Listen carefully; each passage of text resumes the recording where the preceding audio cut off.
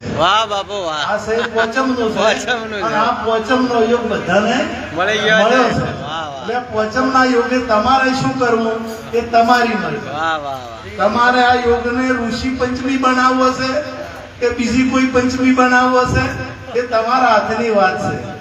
તમારા ગીતામાં ભગવાને કીધું કે તું તારો મિત્ર તું તારો વેરી. અહીંયા મહાપુરુષો કહે છે સદગુરુ શરણે જવાની વાત કરે છે, પરંતુ જવું ન જવું કેના હાથની વાત. એટલે કીધું કે તું તારો મિત્ર ને તું તારો વેરી. તમારે જો તમારે જવું હોય તો ગમે એમ કે અને ના જવું હોય તો ના જાય. ગમે તેમ નથી લેવું ને, જેને નથી લેવું એ નથી જ લેતા. ગમે એટલા મોના કરે ને તો એ ના લે એટલે ના લે. દુર્યોધનને સમજાઈ થાક્યા. કૃષ્ણ પરમાત્માએ સમજાયો, બધા ઋષિઓએ સમજાયો, પણ ના માન્યું જે ના માન્યું. શિશુપાળે ન માન્યું, રાવણે ન માન્યું. એટલે જે નથી માનતા એ એક લગતું યાદ આવ્યું છે. એટલે એક ગામના વડીલ અને ઘરે પેલે બહુ બીજો છોકરા નોના, એટલે આખો દાડો કઈ અધૂળો કોઈ તો છોકરો રમાડો એટલે કંટાળો એટલે ટાઈમ તો પાસ કરવા કાપવું. ટાઈમ પાસ કરવા બાજુ પાલનપુર જતા હતા. એટલે પાલનપુરમાં જઈને હવે ટાઈમ તો કાઢવો કઈ રીતના, એટલે ગમે એની દુકાનમાં બેસી ગયો સુરતભાઈ. અને દુકાનમાં બેસીને ભાવ કરે કે કાપડનો શું ભાવ, એટલે પેલો કે 100 રૂપિયા મીટર. 100 રૂપિયા હોતું છે, 20 રૂપિયા આલો. 20 રૂપિયા ના આવે કાકા, સમજીને 80 રૂપિયા આલો. 20 રૂપિયા ઉપર પૈસો એને હવે પેલો આલે મને લેવું જ નહીં. ગમે તેમ કરો, બીજા દાડે બીજી દુકાને જોય, બીજા દાડે ત્રીજી દુકાને જોય. હવે પાલનપુર તો ઘણું મોટું, એટલે દુકાનોનો પાર ના આવે તો આમ કરી તેમ કાઢે. હવે બસ સ્ટેશનની બાજુમાં રેડિયાની દુકાન, અને રેડિયાની દુકાન વાળો રોજ જોવે એટલે કે કાકો આ જ્યાં આવે છે ને એક આ રીત કરે છે, એટલે આપણે એની રીત કરવી. કાકા હાજે એક દાડો હમે થાય કે આવો દેહો કે તમે રોજ બજારમાં આવો છો, રાજકારણી જેવા લાગો છો, અને તમારા સમાચાર બીજા વળવા દોરતા હશે, રેડિયો કાઢો લઈ જાઓ કે રોજ લેવો જ છે મારે, પણ આ ટેમ જ મળ્યો નાખવો હોય. રોજ બજારમાં ટાઈમ પૂરો થઈ જાય છે એટલે ટેમ મળતો નથી. આજ તો લઈને જ છું. ચા મંગાઈ, ચા પાઈ અને રેડિયો વતાડ્યો તો નાખ્યો. સારો રેડિયો વતાડ્યો. કીધું કે શું પછી કેટલા પૈસા બના કે 500 રૂપિયા. કે બને આવો કે આલ્યો સવારના પોરમાં ભૂલી એને હતો કેટલાનો. હા એટલે પેલું કે આ હલવાડા એટલે મને શું કીધું કે વાગે જ છે ને કે આ બધા સ્ટેશનો વાગે કે બધા સ્ટેશનો વાગે. પાવરપુરી ચાલુ કર્યો, મને શિલોંગ વગાડ્યું, અમદાવાદ વગાડ્યું, મુંબઈ વગાડ્યું, દિલ્હી વગાડ્યું, પણ કેમ બીજું વગાડ્યું. એટલે જેટલો વાગતો એટલો બધા વગાડ્યા. કે હું વભળું આવ્યું નથી. કે તમે કયું વભળો છો કે રેલવે સ્ટેશન વગાડ? રેલવે સ્ટેશન વાગે બસ કે એ કાકા કે ઉમર ને આવે તો કોઈ હોતો નથી. બસ સ્ટેશન તો વાગે કે કાકા શું આવું બોલો છો? એટલે બસ સ્ટેશન ના વાગે પોલીસ સ્ટેશન વાગે કે ના વાગે? કે એ ના ભલા મોણા તો હું તો અભળું જ છું, નહીં લેવો ના લીધો. ગમે એટલા મોની જેને નથી લેવું ને એ નથી લેવું. એટલે આ સંત મહાપુરુષો યુગોથી આપણને સમજાવે છે, પણ જે જિજ્ઞાસુ જે છે તે લેવાવાળા લઈ લે છે, અને જેને નથી લેવો એ નથી લેતા. ઋષિ મુનિઓને ઋષિઓ જે હતા એમને પ્રગટ પરમાત્માની વાત કરી. પ્રગટને પૂછો છે, પ્રગટને પૂછો છે, પછી આ તો થોડે બીજું ઊભું થયું છે.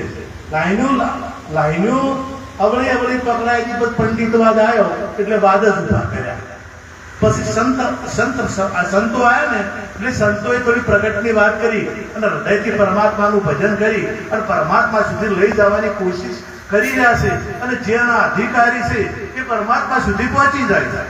હમણાં મહારાજશ્રી વાત કરી હતી, રવજીરાવ મહારાજ, પરમાત્મા એક છે, વાત સાવ સાચી.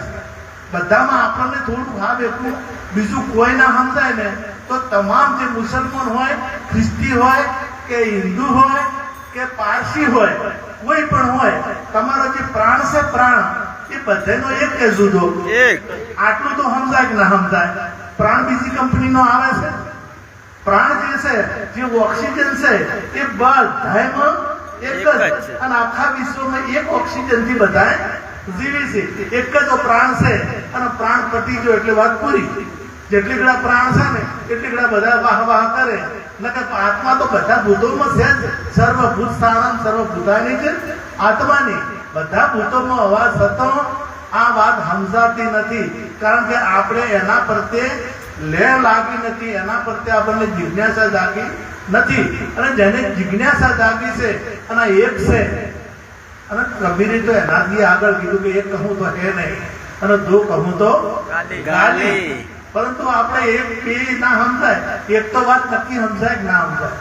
આપણા સ્વામી વિવેકાનંદજીએ પ્રવચનમાં એ બોલ્યા કે આ માઇક, ટેબલ, ગ્લાસ અને વિવેકાનંદ આ ચાર છે.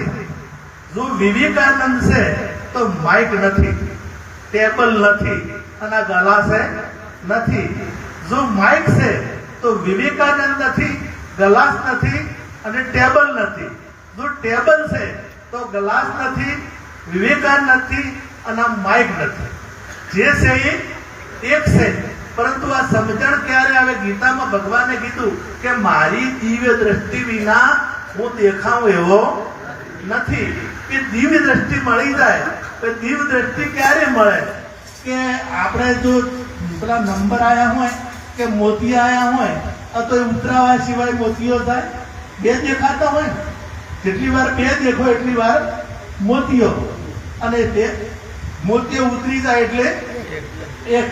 એમ આ જે પડોળ આપણને લાગુ પડેલો છે એ સદગુરુ મહારાજના શરણે થઈ અને તમામે તમામ છે મૂકવું પડે. શરણાગતિની વાત હમણે આવી હતી તો શરણાગતિ સિવાય આ વાત સમજાય એવી તન, મન અને ધન આ ત્રણે ત્રણ અર્પણ કરવા પડે. આપણે ભજનમાં પૂજનમાં ગઈએ કે તન, મન, ધન સદગુરુને સેવતા મારા સંતોમાં ના હોય ભિન્ન ભાવ. એટલે ભિન્ન એટલે અલગતા વાત. બે પણ એ ભિન્ન ભિન્ન જુદો જુદો દેખાય નહીં, સર્વેમાં એક દેખાય એવું તન સદગુરુ અને સદગુરુ મહારાજના ચરણે એકલી ઓખું નહીં. દિવ્ય દ્રષ્ટિ તો આપે જ છે, પણ તમારા કોણ પણ દિવ્ય થઈ જાય, તમારું મોઢું પણ દિવ્ય થઈ જાય, તમારા હાથ પણ દિવ્ય થઈ જાય, તમારા પગ પણ દિવ્ય થઈ જાય. આપણે બધાને દ્રષ્ટાંતની ખબર છે કે આ રોહિદાસ થઈ ગયા ને રોહિદાસી કુંડમાંથી ટકો આલ્યો. પેલા સંતો જતા હતા ને ગંગાજી દર્શન કરવા, તો કુંડમાંથી કાઢીને ટકો આલ્યો. જો મને કુંડ કેવું હોય તો કુંડે છે, ગંદકી આમાં ભરેલી છે અને હારું પણ ભરેલું છે. હવે જો કદાચ એને ખોલો તો ગંદકી જ છે કે, તો એમાંથી જ આ ટકો આલ્યો. અને કે હોનાનો ગંગા હાથ લોબો કરે તો તમે આપજો ને કે આપતા હાથ. જો ગંગા લોબો કરે તો આપજો. હવે હાથ લોબો તો કેવો કર્યો? સોનાનો કર્યો.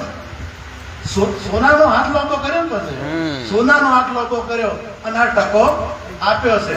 હવે આ જે ગંગા છે આ રીએ ગંગા, અને આ ગંગામાંથી જે મહાપુરુષો જીવન મુક્ત છે એના હાથે સોનાના છે, એને મોઢું સોનાનું છે. કારણ કે જે બોલે છે પરમાત્મા ના નામ સિવાય બીજું કોઈ બોલતા નથી. અને એ જે વભળે છે એ પરમાત્માના નામ સિવાય બીજું કોઈ વભળતા નથી. અને એ જે જોવે છે એ પરમાત્માના સ્વરૂપ સિવાય બીજું કોઈ જોતા નથી. એમને પરમાત્માનું સ્વરૂપ જ દેખાય છે, બીજું કોઈ દેખાતું. નામદેવને પુત્રો ભગવાન દેખાતો હતો, પુત્રો પરમાત્મા દેખાતો હતો. અને આપણને બીજા સંપ્રદાય વાળો નહીં દેખાતો. કદાચ બીજા સંપ્રદાય વાળો હોય જાય તો કે આ તો પેલા છે, તો ભલે તો ગમે તે હોય, પણ આપણા રામતીર્થ, પેલા રામતીર્થ નદી કિનારે બેઠા હતા ને, વેચું કાઢતો હતો, કાઢતા હતા બહાર કાઢતા હતા એટલે વેચું ડંખ